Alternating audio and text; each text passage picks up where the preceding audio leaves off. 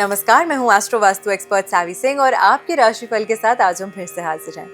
आज हम बात करने वाले हैं कि सितंबर का महीना स्पेसिफिकली सिंह राशि वालों के लिए क्या कुछ खास लेकर आ रहा है। आपके करियर के लिहाज से, आपके फाइनेंसेस के लिहाज से, आपके स्वास्थ्य संबंधित अगर कोई परेशानियां चल रही थी तो क्या उसमें कोई बदलाव आपको इस महीने के दौरान देखने को मिल सकता है।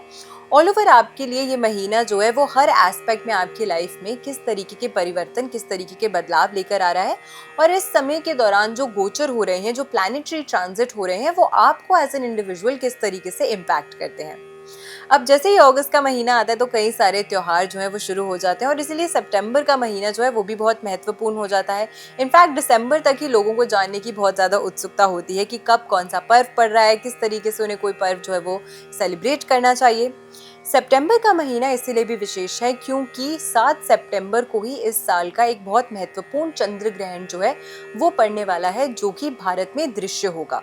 इसी के साथ में अगर हम बात करते हैं तो 7 सितंबर यानी कि पहला पितृ श्राद्ध जो है वो भी 7 सितंबर को है, जिस दिन चंद्र ग्रहण पड़ रहा है। और 21 सितंबर तक पितृपक्ष जो है वो रहने वाले हैं, यानी कि 7 सितंबर से 21 सितंबर के बीच में पितृपक्ष का जो पर्व है वो होगा। 22 सितंबर को शुरू होंगे साल के शारदीय नवरात्रे, जिसकी नवमी तिथि जो है वो 1 अक्टूबर को मनाई जाएगी और इसी के साथ में 2 अक्टूबर को मनाया जाएगा विजयदशमी यानी कि दशहरा का महापर्व।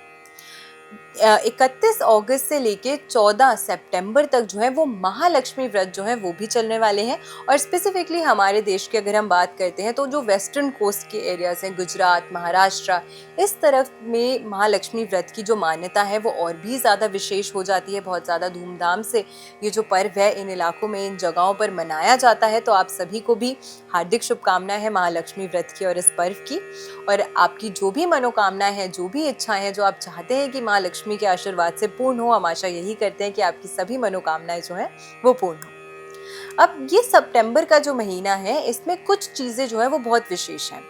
सबसे पहले हर महीने कुछ ना कुछ प्लैनेट्स जो है वो ट्रांजिट करते ही हैं, जिनमें से सूर्य एक ऐसा प्लैनेट है जो हर महीने ट्रांजिट करता है एक राशि से दूसरी राशि। लेकिन विशेष करके इस महीने सूर्य का ट्रांजिट इंपॉर्टेंट इसीलिए भी हो जाता है क्योंकि सबसे पहले सिंह राशि की जो रूलिंग प्लैनेट है, यानी कि आपकी राशि को जो ग्रह सबसे ज्यादा प्रभावित करता है, जो आपका स्वामी ग्रह है, वो सूर्य है। इसी वजह से सिंह राशि से जो व्यक्ति अपने जीवन में प्रभावित होता है, उनके अंदर भी सूर्य जैसी ही एक आकर्षण शक्ति, एक ऊर्जा और सूर्य जैसी ही अथॉरिटी या डोमिनेंस जो है वो देखने को अक्सर मिलती है। अब कितना आपके कुंडली में ये ग्रह मजबूत है या किस तरीके से प्रभावित है, वो डिटर्मिन करता है कि आपकी जो अथॉरिटी है वो आपके लिए कितनी ज्यादा फेवरेबल साबित होगी या नहीं। इसी के साथ में सूर्य जो है वो केतु के साथ कंजंक्शन कर रहा है और केतु जो है वो साल की शुरुआत से ही अगर हम बात करें, इनफैक्ट संवत की शुरुआत 14 मई के आसपास जब ट्रांजिट्स हुए थे सभी ग्रहों के, तो तब से ही आपकी राशि में आके केतु जो है वो प्लेस हो रखे हैं, यानी कि सिंह राशि में। और 16 सितंबर तक आपकी राशि के स्वामी सूर्य भी जो है वो केतु के साथ प्लेस्ड रहने वाले हैं। अब केतु के साथ प्लेस्ड होने की वजह से, सबसे पहले केतु का आपकी राशि में प्रभाव होने की वजह से इस वर्ष के दौरान आपने देखा होगा कि आप कई सारी ऐसी चीजें हैं जो करने का प्रयास कर रहे होंगे, लेकिन उसमें कहीं ना कहीं थोड़ी सी डिलेज, थोड़ी सी ऑब्स्टिकल्स, परेशानियों का सामना जो है वो आपको करना पड़ रहा होगा। यानी कि जो आप अपने लिए प्लान्स बना रहे हैं या जो आप अपने लिए विचार कर रहे हैं, उसमें कहीं ना कहीं थोड़ी सी डिलेज और संघर्ष का सामना आपको करना पड़ा होगा। लेकिन जब यहाँ पे सूर्य की प्लेसमेंट होगी तो आपकी प्रैक्टिकलिटी जो है उसको कहीं ना कहीं बढ़ाता हुआ ये प्लेसमेंट जो है सूर्य का आपकी राशि में नजर आएगा। तो इस समय के दौरान आप जो भी निर्णय लेंगे, जो भी प्लान्स आप अपने लिए बनाएंगे, वो ज्यादा डूएबल होंगे, वो ज्यादा एग्जीक्यूशनेबल होंगे, यानी कि ऐसे कार्य होंगे जो वाकई में आप कर सकते हैं। क्योंकि केतु एक ऐसा ग्रह माना गया है, राहु और केतु, जो थोड़ा सा डिटैच करता है चीजों से लोगों को, और खास करके केतु इल्यूजन, भ्रम फैलाने वाला एक ग्रह माना जाता है, या फिर इन जनरल आपके जीवन में कहीं ना कहीं थोड़ी सी जो है इम्प्रैक्टिकलिटी जिसे हम कहते हैं वो लेकर आता है। तो जब यहाँ पे आपके राशि के स्वामी प्लेस्ड होंगे तो आपके डिसीजंस इस समय के दौरान ज्यादा प्रैक्टिकल होते हुए नजर आएंगे। केतु की प्लेसमेंट की वजह से हो सकता है कि थोड़ी सी स्वास्थ्य संबंधित परेशानियां आपको ऑन एंड ऑफ इस साल के दौरान चल रही होंगी, लेकिन जब सूर्य आपकी राशि में आके प्लेस होंगे तो आपको कुछ ना कुछ अच्छा रिजल्ट अपने स्वास्थ्य के लिहाज से भी डेफिनेटली बदलाव जो है वो देखने को इस समय के दौरान मिलेगा।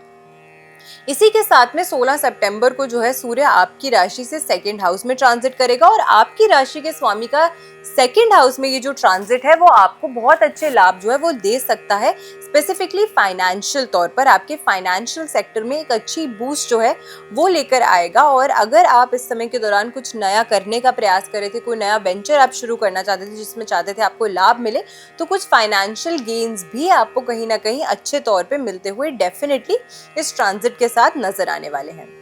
ये महीना जैसे कि मैंने आपको बताया कि सूर्य और केतु जो हैं वो तो युति में है ही, लेकिन दो और महत्वपूर्ण ग्रह जो हैं वो भी युति कर रहे हैं, जो कि है मंगल यानी कि सेनापति ग्रह और बुध जो कि राजकुमार माना जाता है एस्ट्रोलॉजी के अनुसार। अब ये दोनों ग्रह जो हैं ये भी कंजंक्शन में है, युति में है, यानी कि पहले ये आपकी राशि से अगर हम बात करते हैं तो कन्या राशि और तुला राशि यानी कि आपकी राशि से द्वितीय और तृतीय भाव की जो राशियां हैं उन्हें सबसे ज्यादा इम्पैक्ट करने वाले हैं मंगल और बुध का ये गोचर।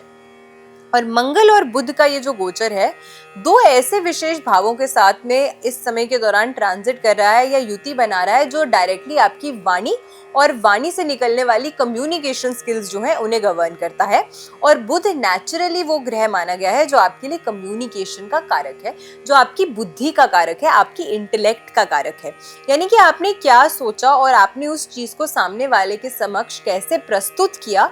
इसके लिए जो सबसे महत्वपूर्ण ग्रह माना गया है वो बुध है। अब बुध ग्रह जब मंगल के साथ प्लेस्ड होगा और दो वाणी के महत्वपूर्ण भावों को प्रभावित करेगा तो आपकी वाणी में इस समय के दौरान ज्यादा आपको लगेगा कि कुछ हार्शनेस, कटुपन जो है वो ज्यादा बढ़ सकता है। एंड स्पेसिफिकली तब अगर आपकी खुद की कुंडली अनुसार ये ग्रह जो है वो पीड़ित है, तो सिर्फ किसी एक एस्पेक्ट या किसी एक फैक्टर के साथ ही नहीं बल्कि इन जनरल ही हो सकता है कि आपके परिवार के साथ, आपके फैमिली के साथ, आपके फ्रेंड्स के साथ, आपके लव लाइफ में, आपके स्पाउस के साथ, आपके बच्चों के साथ छोटी छोटी बातों पे आपकी लड़ाइयाँ, छोटी छोटी बातों पे आपके वैचारिक मतभेद जो है वो बढ़ सकते हैं, जो कि आपकी खुद की ही वाणी की वजह से या आपने जिस तरीके से अपनी भावना को या अपने विचारों को दूसरे के सामने प्रस्तुत किया वो सही नहीं था। इसकी वजह से जो ज़्यादा गुस्सा या जो ज़्यादा एक एंगर है वो आपके रिश्ते में आ सकता है, जो परेशानी आपके लिए ज़्यादा बढ़ा सकता है। तो इसका भी आपको खास ख्याल इस महीने के दौरान ज़रूर रखना चाहिए। लेकिन हाँ, बुध की प्लेसमेंट जब आपकी राशि से अगर हम बात करते हैं तो सेकंड एंड थर्ड हाउस दोनों को प्रभावित करेगी, तो आपके फाइनेंसेस में कहीं ना कहीं एक अच्छी ऊर्जा, एक अच्छा बूस्ट जो है वो भी आपको डेफिनेटली इस महीने के दौरान देखने को मिल सकता है। सेकंड महत्वपूर्ण चीज ये भी हो जाती है कि बुध ग्रह जो है, क्योंकि वो इस समय कन्या और तुला राशि में ट्रांजिट कर रहे हैं, तो वो अपनी स्व राशि में, कन्या राशि उनकी स्व राशि है, वहां पे ट्रांजिट कर रहे हैं, तो कहीं ना कहीं अपनी खुद की राशि में प्लेस होने की वजह से थोड़ा सा रिलैक्सेशन जो है उस ग्रह को महसूस होती है। लेकिन नेचुरली मैंने पहले भी बताया है कई बार कि बुध एक ऐसा ग्रह है जो जिसके साथ बैठता है वैसा ही बर्ताव करने लग जाता है, क्योंकि ये बाल्य ग्रह है, ये छोटा है उम्र में और ये आपकी बुद्धि को प्रभावित करता है। तो बुध ग्रह जिसके साथ बैठता है, जब वो मंगल के साथ बैठेगा, एक अग्रेसिव प्लैनेट के साथ बैठेगा, तो कहीं ना कहीं वाणी और बुद्धि पर भी मंगल का ही प्रभाव जो है वो देखने को मिलेगा। तो मंगल अगर आपके हित में काम करता है, आपके लिए एक अच्छा ग्रह है आपकी कुंडली में, तो ऐसे में कहीं ना कहीं ये ट्रांजिट आपको बहुत अच्छे फेवरेबल रिजल्ट्स दे सकता है। बट ऑन द कॉन्ट्ररी, अगर आपके लिए ये जो ग्रह है वो कहीं ना कहीं मजबूत नहीं है, कमजोर स्थिति में है, तो बुध ग्रह को भी पीड़ा पहुंचा सकता है। इसका भी खास ख्याल आपको इस महीने के दौरान रखना चाहिए। तो ऑल ओवर आपके रिलेशनशिप्स में, आपकी कम्युनिकेशन में, आपके अगर हम प्रोफेशनल लाइफ या फाइनेंसेस की बात करें तो कुछ बदलाव, बड़े चेंजेस जो हैं वो आपको इस महीने के दौरान डेफिनेटली देखने को मिलेंगे। अब अपनी राशि अनुसार अगर मैं बात करूं तो आपको कौन सा एक रेमेडी है जो टाइम एंड अगेन करते रहना चाहिए अपने सामर्थ्य अनुसार, जिससे आपके लिए हमेशा सूर्य ग्रह की ऊर्जा जो है वो बलवान रहती है। जरूरतमंद व्यक्तियों को स्पेसिफिकली आपको प्रयास करना चाहिए कि सितंबर के महीने में जितनी बार आपसे हो सके अपने सामर्थ्य अनुसार आपको जरूरतमंद व्यक्तियों को लाल फलों का दान जो है वो जरूर देना चाहिए, कुछ ना कुछ दक्षिणा के साथ में। अगर नहीं भी दे सकते हैं आप ज्यादा दान, तो फिर एटलीस्ट संडे के दिन आपको प्रयास करना चाहिए कि किसी ना किसी ज़रूरतमंद व्यक्ति को, और अगर वो पुरुष हो तो और भी ज़्यादा अच्छा फल आपको देखने को मिलेगा अपने जीवन में। तो इस तरीके से इस प्रक्रिया का अगर आप फॉलो करते हैं, अगर आप ये दान करते हैं नियमित रूप से, तो आपके लिए सूर्य ग्रह की ऊर्जा जो है वो बलवान होती है और अच्छी होती है। और नेचुरली क्योंकि इस साल के दौरान अगर हम बात करें तो राहु से प्रभावित होने वाला है सूर्य इस समय के दौरान, और केतु के साथ प्लेस्ड रहने वाला है। तो सूर्य ही सबसे ज़्यादा प्रभावित होने के कारण आपको इस ग्रह को बल देने की विशेष आवश्यकता है। मैं आशा करती हूँ आज की वीडियो आपको पसंद आई होगी। वीडियो अगर अच्छी लगी हो तो ज़्यादा से ज़्यादा लोगों तक वीडियो को शेयर ज़रूर कीजिएगा। चैनल पे नए हैं तो चैनल को सब्सक्राइब ज़रूर कीजिएगा। ऐसी बेनिफिशियल वीडियोस के साथ फिर से लौट कर आएंगे हम, और अगली बार हम बात करने वाले हैं कि कन्या राशि यानी कि वर्गोस के लिए सितंबर का महीना क्या कुछ खास लेकर आ रहा है। तब तक के लिए नमस्कार।